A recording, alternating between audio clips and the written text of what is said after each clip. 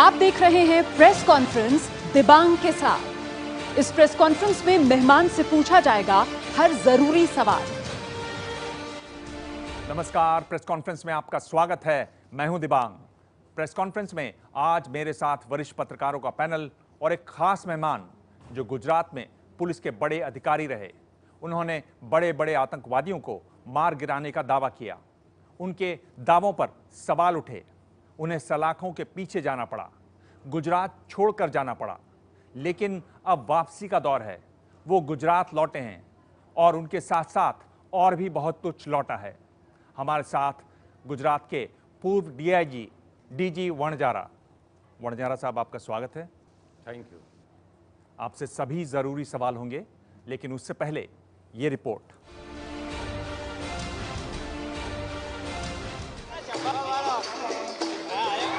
कभी गुजरात में एनकाउंटर का चेहरा रहे डीजी वणजारा जब 9 साल बाद घर लौटे तो हाथों में तलवार लेकर खूब डांस किया।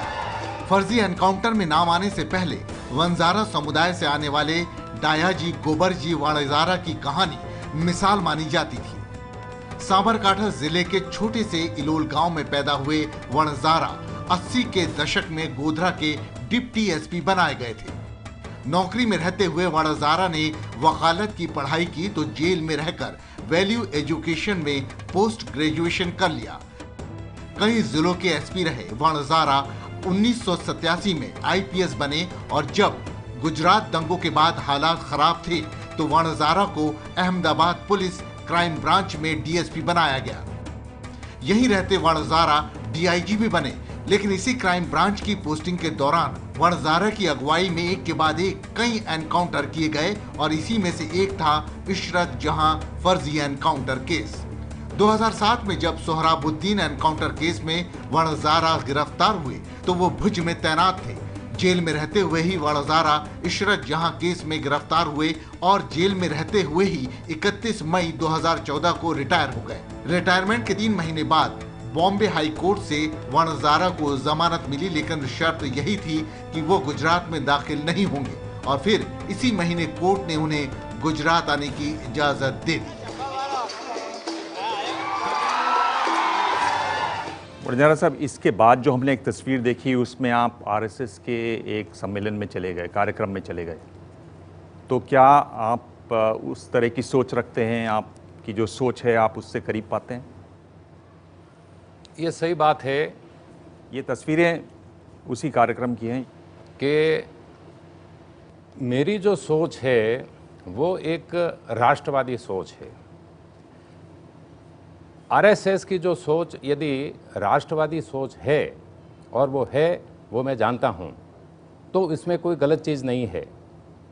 मैं एक राष्ट्रवादी अधिकारी रहा हूँ, एक राष्ट्रवादी व्यक्ति रहा हूँ, और राष्ट्रीय स्वयंसेवक संघ राष्ट्रवादी है, वो हकीकत है, तो उसमें भी कोई गलत चीज़ नहीं है।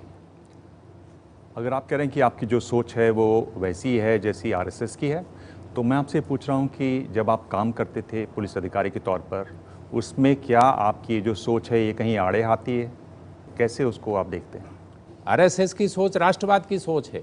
उसके अलावा आरएसएस के बारे में जो भी कुछ इधर उधर की बातें बताई जाती है, तो उस चीज़ के साथ मेरा लेना देना नहीं है। आरएसएस को यदि कोई कम्युनल कहते हैं तो मेरी दृष्टि से आरएसएस कोई कम्युनल ऑर्गेनाइजेशन नहीं है, राष्ट्रवादी ऑर्गेनाइजेशन है। और उस राष्ट्रवादी ऑर्गेनाइजेशन के नाते मैं आरएसएस की रैली में गया था।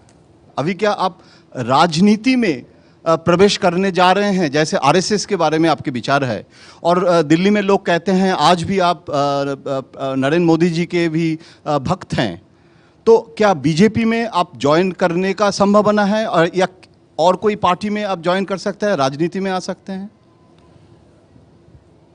राजनीति मेरे लिए कोई अछूत क्षेत्र नहीं है। भारत का संविधान जब से अमल में आया है तब से राजनीति का बहुत महत्व हिंदुस्तान के भविष्य के लिए रहा हुआ है। तो राजनीति में नहीं जाना ऐसा मेरा कोई निर्धार नहीं है, और राजनीति में मैं जाऊंगा ही ऐसा नहीं है। लेकिन पब्लिक लाइफ में तो जिस दिन मैं गुजरात में आया उस दिन से मैं पब्लिक लाइफ में हूँ। लेकिन बीजेपी में ज्वाइन कर सकते हैं? नहीं, बीजेपी में ज्वाइन कर सकते कि नहीं कर सकते इसके बारे में मैंने कोई मन नहीं बनाया है। कोई चर्चा, कोई बातचीत नहीं, किसी के साथ? ऐसी किसी के साथ कोई चर्चा नहीं हुई है और इस दिशा में मैंने कुछ सोचा भी नहीं है। मैं इतना जानता हूं कि मैं पब्लिक का आदमी हूं, पब्लिक में हूं, मैं अभी हूं। आप बीजेपी में जा नहीं सकते क्योंकि आपके बीजेपी के बड़े नेताओं से संबंध अच्छे नहीं हैं फिलहाल, इसलिए आप आरएसएस के खेमे में चले जाते हैं कि आरएसएस के रास्ते से आप बीजेपी में दाखिल हो जाएं, या आरएसएस में चले जाएं, बाद में टाइम देखा जाएगा बीजेपी में आ जाएंगे। नहीं, बीजेपी के जो नेता है उनके साथ मेरे संबंध अच्छे नहीं है, ऐसा मेरा नहीं मानना है। और ये जो आप जो बता रहे हैं कि वाया आरएसएस बीजेपी में जा सकते हैं, तो ऐसी भी मेरी भावना नहीं है। आपने जिस तरह की तीखी बातें अपने पत्र में लिखी आपके गृह राज्य मंत्री जी के बारे में, तो हो सकता है आपके संबंध उनसे उतने अच्छे न हो। मैं अमित शाह जी के बारे में बात कर रहा हूँ। हाँ, तो ये जो पत्र मैंने जो लिखा था वो हकीकत है, मैंने वो पत्र लिखा था, लेकिन ये एक अतीत हो गया है, ये एक भूतकाल की बात है। कोई भी चीज़ है उसका संदर्भ होता है, उसका एक कंटेक्स्ट होता है। तो वो जो पत्र लिखा गया था वो किसी कंटेक्स्ट में लिखा गया था, अभी कंटेक्स्ट बदल चुका है। मैं अतीत में नहीं जीता हूँ, मैं वर्तमान में जीता हूँ। पर वणजारा जी, ये भी तो संभव है कि अमित शाह जी जिस तरह से आप छोड़ दे रहे हैं उनको, आपने तरह तरह की बातें कही और आपने कहा कि ये अतीत है, हो सकता है उनके लिए न हो। ये आपने कभी देखने की, जानने की कोशिश की कि वो आपके बारे में आज क्या समझते हैं, सोचते हैं? नहीं, वो उनका अंगत विषय है, वो मेरे बारे में कुछ भी सोच सकते हैं, वो स्वतंत्र है, वो कुछ भी मेरे बारे में सोच सकते हैं, सही सोच सकते हैं, गलत सोच सकते हैं, उसके बारे में मुझे कुछ कहने का नहीं है। एक और आपने एक बात कही है, वो सुन लेते हैं। हम पहले दिन से जानते थे और मानते थे कि हमारे एनकाउंटर असली है, नकली नहीं है, लेकिन जिन लोगों ने एनकाउंटर्स को नकली करार दिया उन लोगों ने देशद्रोह का काम किया है। हमने कोई देशद्रोह नहीं किया, हमने कोई गुनाह नहीं किया। आप एक बात अक्सर कहते हैं कि जब तक कानून न कह दे आपके लिए, तब तक आप दोषी नहीं हैं। यहां आप ये कह रहे हैं कि जिन लोगों को आपने मार दिया वो दरअसल में दोषी नहीं थे, वो देशद्रोही थे। वंजारा जी, आप कौन होते हैं ये तय करने वाले? आपको किसने ये हक दिया है? क्या आप पुलिस भी हैं, जज भी हैं? आपको ये हक आपने कैसे लिया? मेरे खिलाफ या तो मेरे पुलिस अधिकारियों के खिलाफ जो चार्जशीट में चार्जेस जो लगाए गए हैं वो चार्जेस प्रूव नहीं हो जाते तब तक हम इनोसेंट है। पर आपने ये जो एनकाउंटर में लोगों को मारा, आपने कैसे तय कर दिया कि इनको मारना ही है? वहाँ आपका कायदा कानून और ये जो आप बात कहते हैं कि वो दोषी नहीं है, वो कहाँ चला जाता है? आप कैसे अलग अलग लोगों के लिए अलग अलग कानून रखेंगे? आप एक बात अच्छी तरह से समझिए, ये सिचुएशन जब भी एनकाउंटर होता है तो एनकाउंटर में क्या होता है, वो प्रैक्टिकल जो परिस्थिति है उसको आप अच्छी तरह से नहीं समझेंगे तब तक ये बात पक्की नहीं होगी कि टेररिस्ट को मारना या तो नहीं मारना, ये काम, ये तय करने का काम पुलिस नहीं करती है। पुलिस के पास इनपुट होता है और इनपुट के आधार पर पुलिस इंक्वायरी करती है, ट्रेस करती है। यदि आतंकवादी लोग ट्रेस हो जाते हैं तो ट्रेस हो जाने के बाद इन लोगों को ललकारा जाता है, कहा जाता है कि भाई आप सरेंडर कर दीजिए, हम पुलिस है। यदि वो सरेंडर कर देते हैं तो पुलिस उसको पकड़ लेती है और आगे की कार्यवाही होती है। यदि वो सरेंडर नहीं करते हैं और यदि वो सामने से फायर करते हैं तो फिर जवाबी फायरिंग पुलिस को करना होता है। तो ये पकड़े जाएंगे या तो इनका एनकाउंटर होगा, क्या होगा ये पुलिस को तय नहीं करना है, वो उनको तय करना है। आपने खुद कहा कि जब तक कानून नहीं कहेगा तब तक निर्दोष हैं। यहाँ आप कह रहे हैं कि नहीं ये देशद्रोही हैं, ये आपने कैसे तय कर दिया? नहीं, ये देशद्रोही है वो तो हमारे पास आईबी के इनपुट्स होते हैं। हिंदुस्तान की जो आईबी है it is a world class organisation और ये आतंकवादियों के बारे में वो जब इनपुट देते हैं तो इसमें बहुत कुछ मेहनत करते हैं वो लोग। मेहनत करने के बाद जब मामला पक्का होता है कि आतंकवादी है, ये बाहर से आए हैं या तो यहाँ के लोग हैं और उनको सपोर्ट करते हैं, तो बात बिल्कुल पक्की होती है, उसमें कोई दो मत है ही नहीं। समझो कि इशरत जहां वाली बात करते हैं तो 2 लोग तो पाकिस्तान के थे, 2 आतंकवादी पाकिस्तान के थे, और बाकी के जो 2 थे, प्राणेश पिल्लाई एलियास जावेद शेख और इशरत जहान, ये दोनों इंडियंस थे, तो दे वर सपोर्टिंग देम। अभी 2 पाकिस्तानी को दे वर द कंफर्म्ड टेररिस्ट, उसको यदि 2 हिंदुस्तानी सपोर्ट करते हैं तो ये देशद्रोही है ही, बिल्कुल पक्की बात है। आपके खिलाफ जो एक्शन हुए 10 पुलिस के खिलाफ, वो गुजरात पुलिस ने लिए, जिसमें गीता जौहरी जी थी जो आज डीजीपी के पद की दावेदार भी है, और उनके बाद सतीश वर्मा है, रजनीश राय है, ये सारे गुजरात के अधिकारी हैं। आपने इस इंटरव्यू में बोला कि जिन्होंने आपकी टीम के खिलाफ जो एक्शन लिए हैं वो गद्दार है। तो आप ये मानते हैं कि गुजरात पुलिस, गुजरात सरकार जिन्होंने ये पूरा आप पे तफ्तीश करने की जो बात की और आपको जेल जाना पड़ा, वो सारे गद्दार हैं, वो राष्ट्रद्रोही ही है? नहीं, मेरे जो कहीं भी जो मैंने इंटरव्यू दिए हुए हैं, तो इसमें जो पुलिस अधिकारियों ने मेरे सामने या तो पुलिस के अधिकारियों के सामने कार्रवाई की है, वो पुलिस अधिकारी गद्दार है, ऐसा मैंने कहीं नहीं कहा है, कहीं भी नहीं मैंने कहा है। मैंने ये कहा है कि ये जो गलत केसेस, हमारे जो एनकाउंटर है वो तो जेन्युइन थे, लेकिन हमारे जेन्युइन एनकाउंटर्स को फेक एनकाउंटर करार करके हमारे खिलाफ मैं मानती हूँ, 1 मिनट आपको इसलिए रोक रही हूँ कि सुप्रीम कोर्ट ने प्राइमा फेसी देखकर एसआईटी का गठन किया अपनी निगरानी में, तो कोई तो सबूत होंगे जब ही सुप्रीम कोर्ट को लगा कि ये एनकाउंटर फेक है।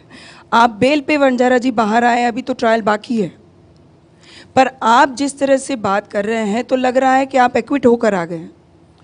ये जो पूरी जो कार्रवाई हमारे खिलाफ रची गई, पूरी जो कार्रवाई हमारे खिलाफ की गई, किसने की? इसके किसने पीछे, की? मैं वही कह रही हूँ, गुजरात पुलिस ने की। There is a dirty political game was there, मेरा यही कहने का है। जो तो वो कौन है, आप नाम बताइए। गुजरात पुलिस ने ही आप पे तफ्तीश की, गुजरात सरकार ने आदेश दिए, तो डर्टी पॉलिटिक्स की जब आप बात कर रहे हो तो गुजरात सरकार जो जिसके तहत आपने काम किया है वही सरकार है।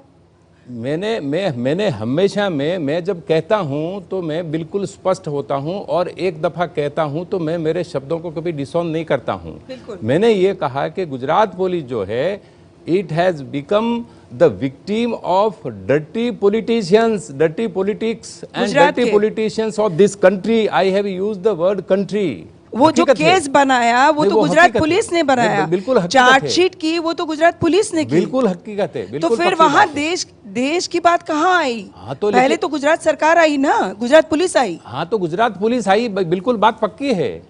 पूरा का पूरा पॉलिटिकल सिस्टम इसके पीछे लगा हुआ था। It started right from Delhi, not only Gujarat, not only Gandhinagar, Delhi is also there in the picture.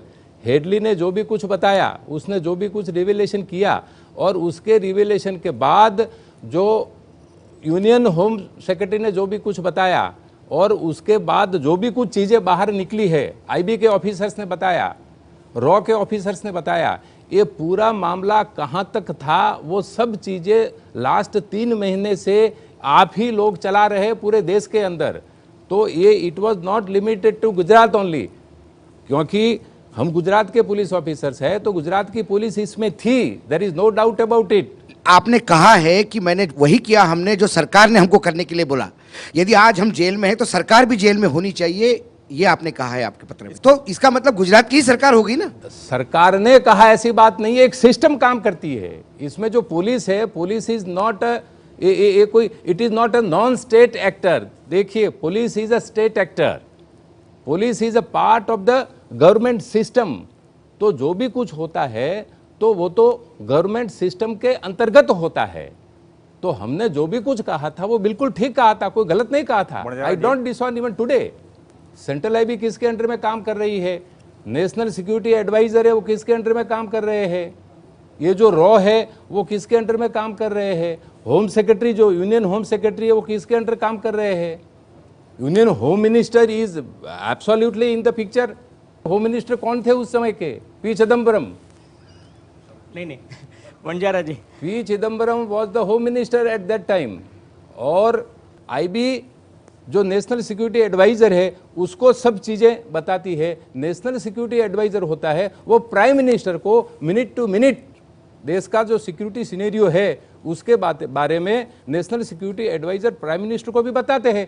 तो ये जो एनकाउंटर गुजरात के अंदर हुआ तो उसमें तो union home minister was in the knowledge and the prime minister of India was also in the knowledge. Gujarat police ने आपको अरेस्ट कर लिया और आपको कहा कि आपने गुजरात सरकार ने सुप्रीम कोर्ट में एफिडेविट करते हुए कहा कि आपने फेक एनकाउंटर की है। और ताज्जुब की बात यह है, शायद आपको इसकी व्यथा और पीड़ा भी होगी कि आपको सर्टिफिकेट लेना पड़ रहा है लश्कर तोयबा की वेबसाइट से कि इसरत जहां जो है वो टेररिस्ट थी। आपको सर्टिफिकेट लेना पड़ रहा है जो एक अमेरिकन टेररिस्ट है, पाकिस्तान टेररिस्ट है, हेडली से, कि इसरत जहां है वो टेररिस्ट है। गुजरात की पुलिस ने आज तक आपको क्लीन चिट क्यों नहीं दी? नहीं, अभी ये जो आपने जो बताया नहीं, क्योंकि चिदम्बरम की एफिडेविट ये सब 2011 की बात है। हाँ, है ना? हाँ। एनकाउंटर आपका 2004 में था। हाँ, बम्बई कांड हुआ 2008 26/11। हाँ। तो वो मामला तो पहले का है, तब तो सरकार केंद्र में बीजेपी की थी, एनडीए की थी, और गुजरात में मोदी जी और अमित शाह जी थे। आपको ये पीड़ा नहीं होती? नहीं, ये पीड़ा तो है, ये पीड़ा नहीं होने का सवाल नहीं है। ये मुझे पीड़ा पहले भी थी और आज भी है। अगर सोहराबुद्दीन केस में गुजरात पुलिस ने सुप्रीम कोर्ट में ये एफिडेविट नहीं की होती कि मिस्टर बंजारा ने जो एनकाउंटर किया है वो फेक एनकाउंटर किया है, अगर ऐसा नहीं किया होता तो आपको लगता है सीबीआई आपको पकड़ सकती थी? नहीं, वो ये शुरुआत तो सर गुजरात पुलिस ने की। गुजरात पुलिस ने सुप्रीम कोर्ट में मतलब गुजरात पुलिस के अंडर सेंट्रल गवर्नमेंट के प्रेशर में थी कि ये एफिडेविट फाइल करके कहे कि आपने फेक एनकाउंटर किया। ये जो कामगिरी है, शुरुआत की जो कामगिरी है वो तो गुजरात पुलिस ने की है। वो गलत थी? बिल्कुल गलत थी। तो उस वक्त गुजरात पुलिस ने जो किया वो गलत किया? गलत ही किया। आप ये मानते हैं? बिल्कुल मानता तो हूं। उस वक्त की पॉलिटिकल सिस्टम ने आपको सपोर्ट नहीं दिया, ये भी आप मानते हैं? बिल्कुल सच बात है सर। वो तो आप जिनके भगत हो उन्होंने ये काम किया। नहीं, सवाल भगत नहीं, भगत होने का नहीं है। एक सिस्टम काम कर रही है और सिस्टम के अंतर्गत जिस तरह से काम होना चाहिए उसके मुताबिक नहीं हुआ। आज अगर आपको इसरत मिल जाए तो आप वापस उसके साथ एनकाउंटर करोगे या अजमल कसाब की तरह उसको फेयर ट्रायल देने की कोशिश करोगे? वो तो उनको डिसाइड करने का है। यदि फायर होगा, आप क्या डिसाइड करोगे? आज सेम अगर हादसा हो जाए, आप उसको अजमल कसाब की तरह फेयर ट्रायल देने की कोशिश करोगे या आप एनकाउंटर करोगे? यदि सामने से फायरिंग होगा तो बुलेट के सामने बुलेट चलेगी, आज भी चलेगी। आपका एक बड़ा महत्वपूर्ण बयान था कि आपने गुजरात को कश्मीर होने से बचा लिया। तो क्या आपने गुजरात को कश्मीर होने से बचाने के लिए एनकाउंटर्स का सहारा लिया, भले ही वो फेक हों या जेन्युइन हो, जिनके बारे में कहा गया कि उसमें से कई फेक थी? आपने उद्देश्य की तरफ ध्यान दिया, साधन की तरफ ध्यान नहीं दिया, ऐसा था? नहीं, सवाल उद्देश्य और साधन का नहीं है। यदि गुजरात पुलिस ने जो कार्रवाई की डट के, रिजल्ट ओरिएंटेड, कानून के अंतर्गत, यदि वो कार्रवाई नहीं की होती तो गुजरात दूसरा कश्मीर बन जाता। ऐसा नहीं कि गुजरात दूसरा कश्मीर न बने इसलिए हमें ये काम करना चाहिए, लेकिन हमने ये काम किया कानूनन, तो इसकी वजह से गुजरात दूसरा कश्मीर बनने से बच गया। लेकिन आपके बाद से फिर इनकाउंटर्स होने ऑलमोस्ट बंद हो गए, उसका क्या कारण रहा? आप लोगों ने काम इस तरीके से किया या फिर जो है इनकाउंटर्स ना होने के पीछे पुलिस डर गई, क्या वजह थी? नहीं, हमारे जाने के बाद एनकाउंटर्स नहीं हुए तो इसका मतलब ये है कि हमारी कामगिरी का परिणाम आ गया ना। जो आप बता रहे हैं उसके हिसाब से तो आपने बहुत अच्छा काम किया, आपको तो पुलिस का मेडल मिलना चाहिए, पर आप जेल में हैं, जेल में रहे, हाल में छूटे।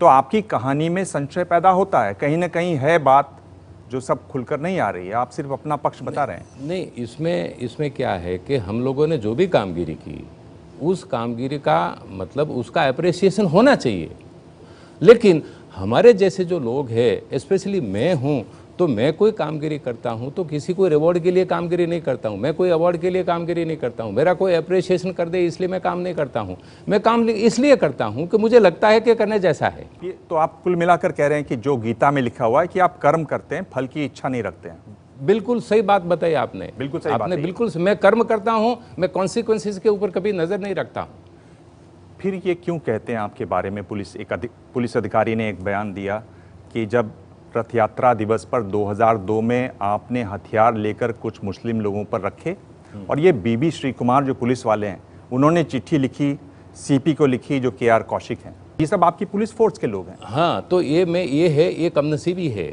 ये हमारे पुलिस फोर्स की कमनसीबी है और अपने देश की कमनसीबी है। पुलिस के ऑफिसर है, आतंकवाद के खिलाफ काम करते हैं, हैरान भी होते हैं, मरते भी हैं, जेल में भी जाते हैं, लेकिन फिर भी पुलिस के पक्ष में कोई बोलने वाला नहीं है। ये बहुत बड़ी कमनसीबी है। उसके खिलाफ बोलने वाले मिल जाते, पक्ष में नहीं बोलते।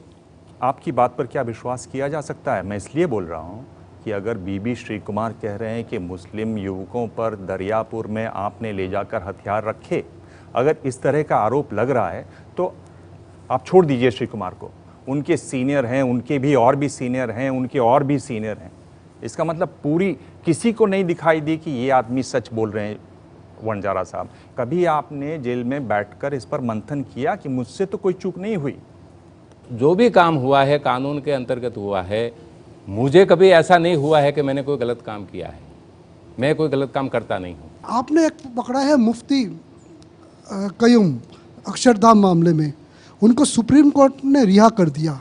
आप जैसे देश प्रेमी पुलिस अफसर जेल में बिताते 7-8 साल, और मुफ्ती कयूम जिनको आपने पकड़ा है उनको पूरा बाइज्जत बारी कर देते। उसके खिलाफ आपको जाके 100 करोड़ का डिफेमेशन सूट करके उनका मुंह बंद करना पड़ता, जबकि वो हकीकत लिखता है।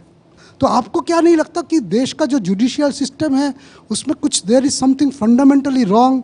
नहीं, जुडिशियल सिस्टम फंडामेंटली रॉन्ग है इस देश में, ऐसा मैं नहीं कह सकता। यदि सिस्टम के अंतर्गत किसी को सुप्रीम कोर्ट एक्विट करती है तो there is nothing wrong in it. तो आपने जेल में ह्यूमन राइट्स पर डिप्लोमा किया, क्या आपको ये भाव कभी लगा कि हमने जो किया और आपने जो किया उसमें कुछ ऐसी बातें थीं जिनकी अनुमति ह्यूमन राइट्स नहीं देता है? ये भाव आया आपको कभी उस डिप्लोमा में? मैं ये कहता हूँ कि आतंकवादियों के ह्यूमन राइट्स होते हैं, जो आतंकवादियों के जो शिकार बनते हैं उनके भी तो ह्यूमन राइट्स होते हैं ना। मेरे सवाल को घुमा दिया आपने। मैं ये कह रहा हूँ कि जब आपने पढ़ा तो क्या आपको ये कोई भाव आया कभी कि जो मैंने किया उसमें कोई ह्यूमन राइट्स की कहीं उल्लंघन हुआ हो?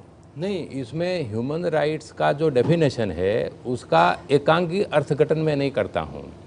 मैं जिस ढंग से ह्यूमन राइट्स का अर्थघटन करता हूँ और ह्यूमन राइट्स के बारे में जो भी कुछ मैंने पढ़ा है उसको ध्यान में रखते हुए मुझे ऐसा कभी नहीं लगा कि मैंने कोई गलत काम किया है, क्योंकि मैंने जो भी कुछ किया है वो कानून के अंतर्गत किया है। आपको कभी ऐसा अनुभव हुआ एनकाउंटर के दरमियान या उसके पहले कि आपके ऊपर भी किसी ने इन्फ्लुएंस डाली हो कि आप ये करो या ये ना करो?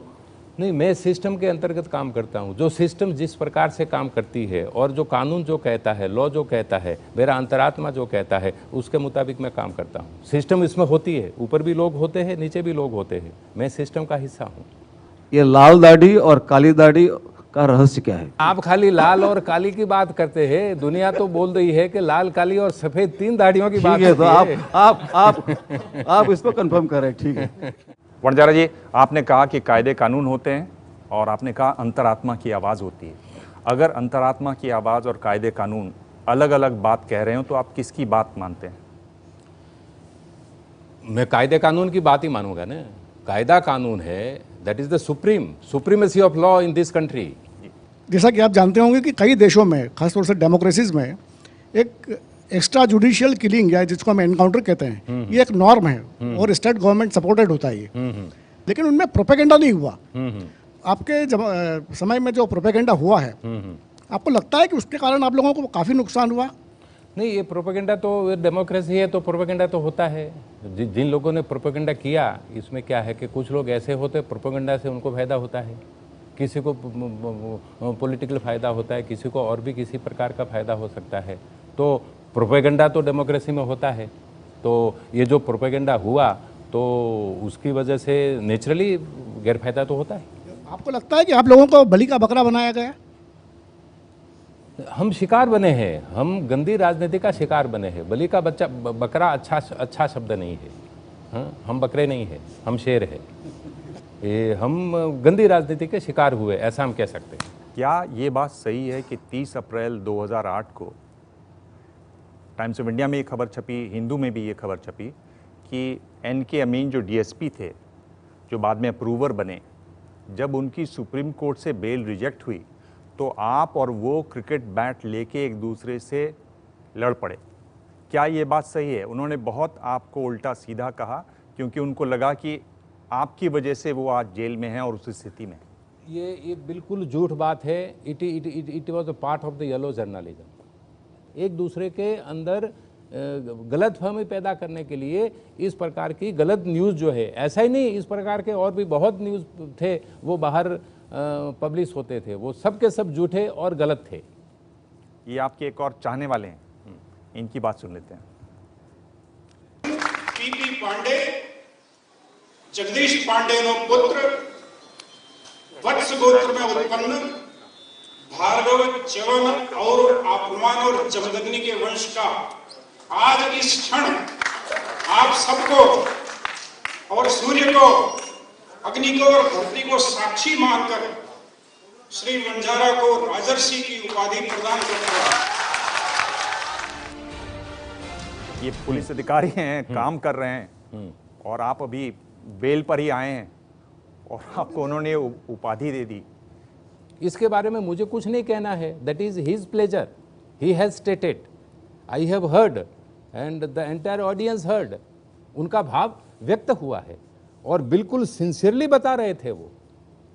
आप इसको स्वीकार करते हैं जो उपाधि इन्होंने दी है? हाँ, उन्होंने भाव प्रकट किया है तो मैं क्यों अस्वीकार करूं? यदि आप मुझे कोई कुछ गिफ्ट देते हैं, देंगे शायद एंड में, तो मैं ना थोड़ा ही बोलूंगा। वो सवालों के जवाब देंगे तब मिलेगा। हाँ, तो मैं दे रहा हूं ना। पर मैं आपसे ये पूछ रहा हूँ कि आपको ये थोड़ा अटपटा नहीं लगा कि एक serving officer, senior serving officer, एक ऐसे व्यक्ति के बारे में, आपके बारे में, जिन पर अभी मुकदमा चल ही रहा है, इस तरह की बात सार्वजनिक रूप से कहें, ये थोड़ा अटपटा नहीं लगा आपको? नहीं, इसमें कोई अटपटा नहीं है, वो तो उनका भीतर का भाव है ना। लोग मुझे राक्षस कहते हैं, लोगों ने मुझे राक्षस पोर्ट्रे किया, तो इसका किसी ने विरोध नहीं किया। यदि किसी ने कहा कि मैं राजर्षि हूं, तो उसका विरोध क्यों होना चाहिए? किसने आपको राक्षस कहा? पूरा हम जेल में गए तो हमारे बारे में जो पोर्ट्रे हो रहा था, हमारे बारे में जो लिखा जा रहा था, तो उसका अर्थ तो यही हो रहा था, उसका अर्थ तो यही निकलता था। 1960 से गुजरात में पुलिस अफसरों की एक अपनी राजनीति रही है, नगरवाला से लेकर आज तक। आप अभी अभी आए, क्या लग रहा है कि पुलिस की इस राजनीति के कारण गुजरात की प्रतिष्ठा भी कम हुई है? ये जूथबंदी ऐसे देखा जाए तो ह्यूमन नेचर में है, लेकिन जहाँ तक हमारी बात है और हमारे एनकाउंटर्स के सवाल है, तो ये जूथबंदी की वजह से कहीं न कहीं हम तेजोदेश के भी शिकार हुए हैं। जी, अभी तक लश्कर तोयबा और ये इशरत बानो का सवाल चर्चा में है ही, आज तक वो चिदम्बरम का भी नाम आ गया इसमें। आप क्या मान रहे हैं, आपके पास इनपुट क्या था तब जब एनकाउंटर हुआ, कि वो सचमुच में लश्कर तोयबा की सदस्य थी या नहीं थी? हमारे पास पक्के इनपुट थे, सबूत तो आईबी के पास होते हैं, लेकिन इनपुट हमारे पास आते हैं, और ये इनपुट के मुताबिक ये 2 पाकिस्तानी थे, पाकिस्तान से आए थे, और उनके साथ जो हिंदुस्तानी थे वो लश्कर तैयबा के एक्टिव सदस्य थे। बहुत लोग ना कह रहे हैं अभी तक। नहीं तो वो तो झूठ बोल रहे हैं ना, वो राजनीति कर रहे हैं ना। ऐसे लोगों को ही, ऐसे जो लोग हैं उनको ही मैंने जो देशद्रोही जो शब्द का इस्तेमाल किया है, वो ऐसे लोगों के लिए किया है कि वो लोग अपना छोटा छोटा स्वार्थ सिद्ध करने के लिए ऐसे बड़े मसलों में राष्ट्रीय सलामती है उसको जोखिम में डालते और कहते हैं कि ये तो आतंकवादी नहीं थे और निर्दोष लोग थे। वो बात बिल्कुल गलत है, और ये बात जो हुई है वो नहीं होनी चाहिए। ये कमनसीबी है देश की। आईबी पे दिए हुए इनपुट पे आप किसी को अरेस्ट करते हैं, बाद में सुप्रीम कोर्ट से वो छूट जाता है, कहीं ना कहीं कोई गलती होती है, ये अब सोचने का विषय है। लेकिन इसी परिप्रेक्ष्य में मैं पूछता हूँ, आसाराम बापू भी जेल में हैं और मुझे लगता है कि आप बहुत श्रद्धा से देखते हैं उनको, तो उनको बेल नहीं मिल रही और उनका जेल जाना, इस पे आप क्या टिप्पणी करेंगे? गुरु शिष्य परंपरा है, वो अपनी जो सभ्यता है उस सभ्यता का एक बहुत ही बड़ा महत्व का हिस्सा है। तो आसाराम जी बापू जेल में गए हैं, उनके खिलाफ आक्षेप है, तो जब तक उनके खिलाफ जो आक्षेप है वो साबित नहीं हो जाते तब तक वो इनोसेंट है।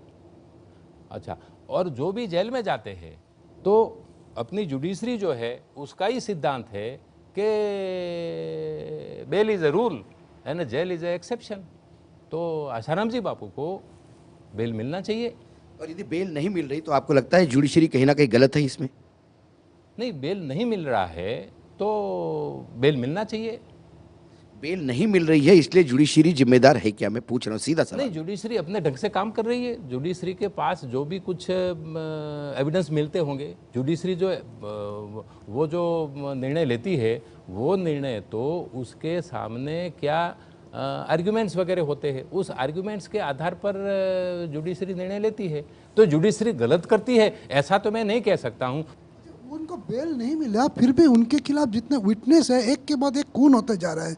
तो आप क्या है कि कोर्ट जो उनको बेल नहीं दे रहा फिर भी गलत कर रहे हैं, उनको नज़रअंदाज करना चाहिए कि उनके खिलाफ जो विटनेस है एक के बाद एक उनका मर्डर हो रहा है। नहीं, वो भी तो इन्वेस्टिगेशन चल रहा है, जो भी केसेस वो मरे नहीं है क्या? नहीं, वो इन्वेस्टिगेशन चल रहा है ना। नहीं, जो भी हुआ है, जो भी एफआईआर हुए हैं, जो भी केसेस हुए हैं, जो भी एफआईआर हुए हैं, तो उनका तो इन्वेस्टिगेशन चल रहा है। वनजारा जी, अगर मैं आपसे पूछूं कि वफादारी, जवाबदेही, अनुशासन, 3 शब्द हैं, इनको एक क्रम से लगाना हो, सबसे महत्वपूर्ण कौन सा है और उसके बाद, तो आप तीनों में किसको कहाँ रखेंगे? वफादारी, अनुशासन, जवाबदेही। ये तीनों मेरे लिए बहुत महत्व के हैं। वफादारी सबसे पहले आएगी। वफादारी है तो जवाबदेही है, और जवाबदेही है तो अनुशासन भी है। वफादारी सबसे पहले आएगी, ऐसा मैं समझता हूँ। जो रिजर्वेशन का मुद्दा है जो यहाँ पर चल रहा है, आप क्या रिजर्वेशन के हक में हैं? क्या हमारे समाज में कुछ लोग हैं जिनको आरक्षण दिया जाना चाहिए ताकि वो समाज में जो दूसरे संप्रदाय हैं उनके बराबर, दूसरी जाति के लोग हैं उनके बराबर खड़े हो सकें? अभी जो आरक्षण का जो पूरा मामला है, तो ये तो पूरी संवैधानिक योजना है। संविधान बनाया उस वक्त से ही, जिसको पॉजिटिव डिस्क्रिमिनेशन कहते हैं, तो उसके अंतर्गत न्याय देने के लिए जो लोग पिछड़े थे, जो लोग वंचित थे, जो लोग सदियों से पीड़ित थे, ऐसे लोगों के लिए संविधान के अंदर ही आरक्षण की व्यवस्था की गई है। और अभी यदि कुछ नए जो सेक्शंस ऑफ द सोसाइटी है, उनको ऐसा लगे कि उनको भी रिजर्वेशन का या तो आरक्षण का फ़ायदा होना चाहिए, तो उसके लिए संविधान के अंतर्गत एक सिस्टम काम कर रही है। यदि किसी को SC, ST या तो OBC में रिजर्वेशन चाहिए तो उनके कमीशन है, वो कमीशन की सिस्टम को फॉलो करना चाहिए। और जिसको भी कमीशन के थ्रू ऐसा तय हो जाए कि यस इनको रिजर्वेशन मिलना चाहिए, तो वो संविधान की योजना के मुताबिक आगे बढ़ना चाहिए। पाटीदारों का जो एजुटेशन हुआ है, स्टेट में चल रहा है, उसके पहला सवाल ये कि उसके बारे में आपकी क्या राय है, एक। और दूसरी चीज़ कि एक तरफ एक मुहिम उठाने वाले एक 21 और 22 साल का लड़का देशद्रोही या सेडिशन के चार्ज में बंद किया जाता है, जिस चार्ज में टेररिस्ट भी जाते हैं या टेररिज्म को अबेट करने वाले, तो स्टेट इन दो चीज़ों को एक ही पलड़े से रख करके और तोल रहा है। तो कहीं ना कहीं ये जो बैलेंस नहीं हो पा रहा है या जो हो रहा है, उसमें आपकी राय क्या है? ये जो पाटीदारों का रिजर्वेशन जो अभी आजकल चल रहा है, तो उसके बारे में तो मैं इतना ही बताऊंगा कि जो भी संवैधानिक प्रक्रिया है, किसी भी जाति को रिजर्वेशन में आने के लिए या तो नहीं आने के लिए, जो संवैधानिक प्रक्रिया है वो संवैधानिक प्रक्रिया फॉलो करनी चाहिए। चाहे पटेलों का रिजर्वेशन हो, या तो फिर जाटों का रिजर्वेशन हो, या तो फिर कापुओं का रिजर्वेशन हो, या तो फिर गुर्जरों का रिजर्वेशन हो, या तो किसी भी जाति के लोग, उनको ऐसा लगे कि हमें रिजर्वेशन कैटेगरी में रखना चाहिए, तो संवैधानिक जो प्रक्रिया है हमारे, there is a rule of law, तो रूल ऑफ लॉ को फॉलो करना चाहिए। हार्दिक पटेल जो अंदर हैं, चार्जेस लगे हैं। हाँ, तो उसमें तो अभी मैं तो बम्बई में था, और ये जो इश्यू है, ये इश्यू का कॉर्डियल मतलब सेटलमेंट होना चाहिए। ये कॉर्डियल सेटलमेंट होना चाहिए। हमारा एक डेमोक्रेसी है, हमारा लोकतंत्र है, हमारे यहाँ चुनी हुई सरकार है। यदि सोसाइटी के किसी एक जाति को ऐसा लगता है कि हमारे साथ अन्याय हो रहा है तो उसके साथ कॉर्डियल सेटलमेंट होना चाहिए, उसके साथ क्रेडिबल डायलॉग और डिस्कशंस होना चाहिए, और हर चीज़ को खाली लॉ एंड ऑर्डर की बाबत न समझकर, ऑर्डिनरी लॉ एंड ऑर्डर की बाबत न समझकर उसका कॉर्डियल सॉल्यूशन लाना चाहिए।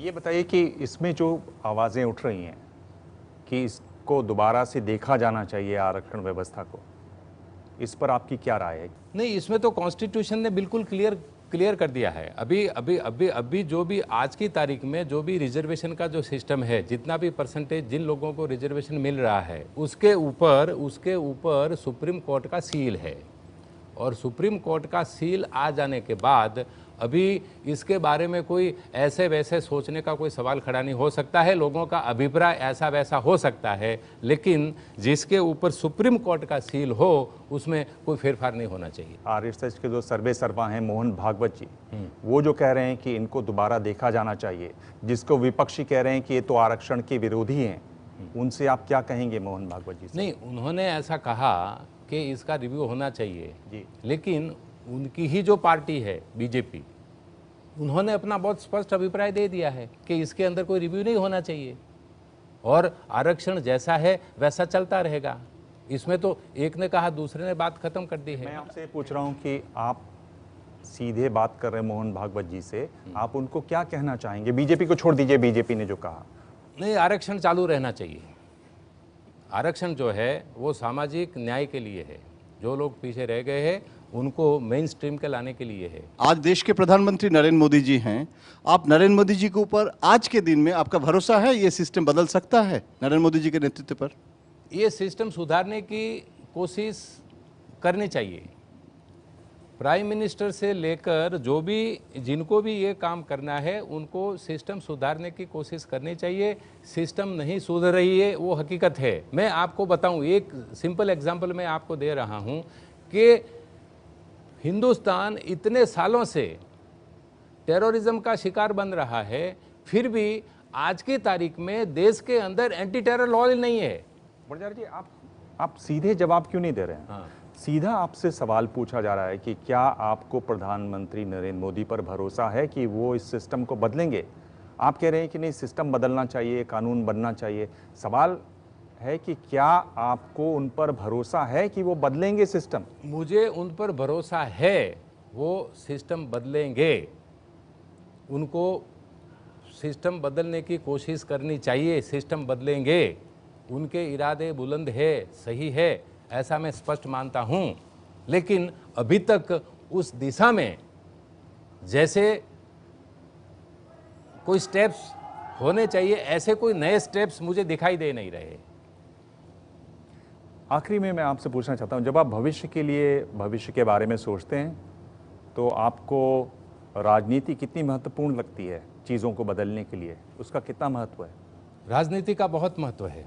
चीज़ों को बदलने के लिए राजनीति का महत्व बहुत कुछ है। आप पार्टी ज्वाइन करेंगे, अपनी पार्टी बनाएंगे? वो कुछ भी हो सकता है, ऑल ऑप्शंस आर ओपन। 2017 का चुनाव आप लड़ेंगे? हाँ, वो ऑप्शन इज ओपन। कब तक आप तय कर लेंगे कि 17 में चुनाव लड़ना है? तय है, बताने का बाकी है।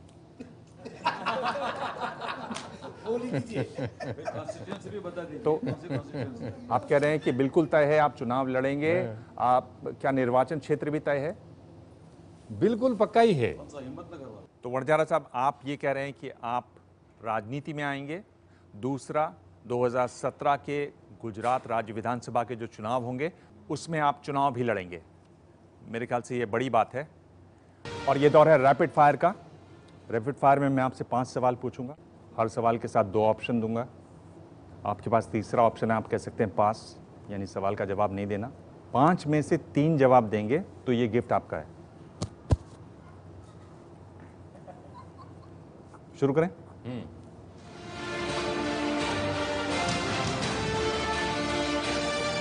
राजनीति में आजकल ज्यादा क्या चल रहा है, धर्म या राष्ट्रवाद? राजनीति में आज ज्यादा क्या चल रहा है, धर्म या राष्ट्रवाद? आजकल राजनीति में धर्म और राष्ट्रवाद दोनों का दुरुपयोग चल रहा है। बंजारा जी, आपने ये शो देखा हुआ है, आपको इन दोनों में से एक चुनना है। ज्यादा क्या चल रहा है? धर्म ज्यादा चल रहा है कि राष्ट्रवाद ज्यादा चल रहा है? राष्ट्रवाद ज्यादा चल रहा है। राष्ट्रवाद ज्यादा चल रहा है।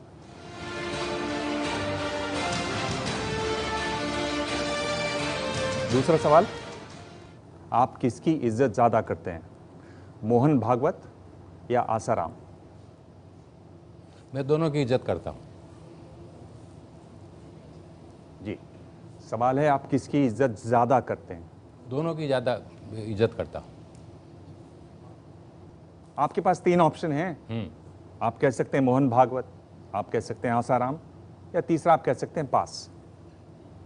दोनों की मैं इज्जत कर रहा हूं। अभी आप समझ लीजिए फिर आगे क्या करना है। तो पास छोड़ दिया आपने सवाल।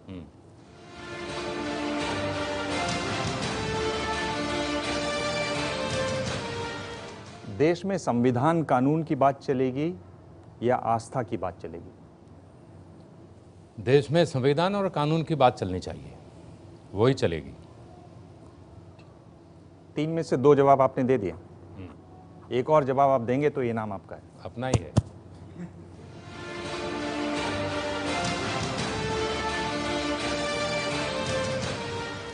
अगर आपके बस में हो तो आप देश को कैसा देखना चाहेंगे, हिंदू राष्ट्र या धर्मनिरपेक्ष राष्ट्र? हिंदू राष्ट्र और धर्मनिरपेक्ष राष्ट्र, ये दोनों में मुझे कोई अंतर नहीं दिखाई देता है। हिंदू राष्ट्र में धर्मनिरपेक्षता आ जाती है।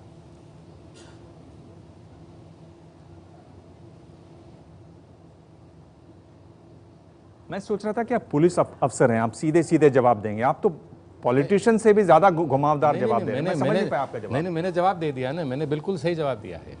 हिंदू राष्ट्र जो धर्मनिरपेक्ष है, ऐसा मैं चाहूंगा। आप क्या हिंदू राष्ट्र कह रहे हैं इसका जवाब, या इसको पास माने? धर्मनिरपेक्ष हिंदू राष्ट्र, तो इसको भी छोड़ देते हैं, पास। आपकी मर्जी। नहीं, मैं आपसे पूछ रहा हूं, आपको जवाब देना। मैंने तो जवाब दे दिया। पास। चलिए, तो जो 2 जवाब आपने दिए, 2 जवाब आपसे रह गए। आखिरी सवाल,